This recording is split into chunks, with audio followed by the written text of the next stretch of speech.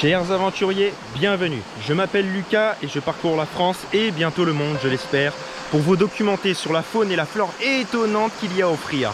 Aujourd'hui, on part sur un documentaire grand zoom nature sur une bestiole assez intrigante qu'on confond avec le frelon. On va partir en grand zoom nature, c'est parti!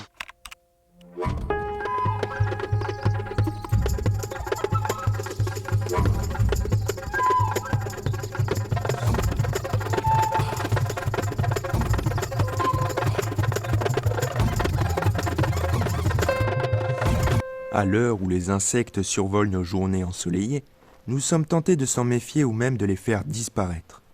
Attention à ne pas mélanger scolie et frelon asiatique. La scolie des jardins est totalement inoffensive, même si elle dispose d'un dard par son allure.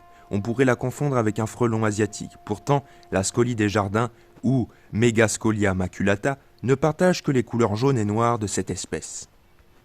La scolie des jardins a même un rôle fondamental pour l'environnement. Notre ami à front jaune représente un important pollinisateur pour de nombreuses espèces de plantes. Cet insecte est protégé et il est interdit de le détruire. En revanche, pour vous documenter, nous avons dû l'attraper pour partir en grand zoom nature avant d'être relâché. Surtout répandu dans les régions tropicales, cet insecte très coloré au corps trapu couvert de poils hérissés aux pattes, robustes et épineuses. Leur piqûre est douloureuse, mais non dangereux pour l'homme. La nervation de l'aile antérieure s'arrête bien avant le bord de l'aile. Les mâles ont le corps plus fin et de longues antennes. Leurs larves se développent sous terre ou en parasites de diverses larves de coléoptères souterrains, la cétoine, l'orcite ou le petit hanneton. Grâce à leurs pattes antérieures fortes et très épineuses leur permettant de creuser la terre, quelques espèces, surtout méditerranéennes en France, le plus grand hyménoptère européen, jusqu'à 50 mm, voire 4 cm de long. L'une des plus grandes espèces d'hyménoptères d'Europe.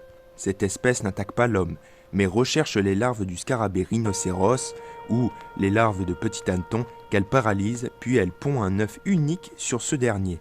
Son dard comme système de défense en cas d'agression d'un prédateur.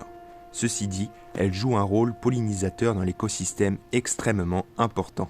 C'est la fin de cette vidéo. Donc si vous avez apprécié cette vidéo, je vous invite à liker la vidéo, mettre un commentaire, vous abonner à la chaîne, à nous rejoindre sur les réseaux sociaux qui sont mentionnés sous la vidéo. Et je vous dis à la prochaine pour de nouvelles aventures et documentaires. C'est parti, ciao!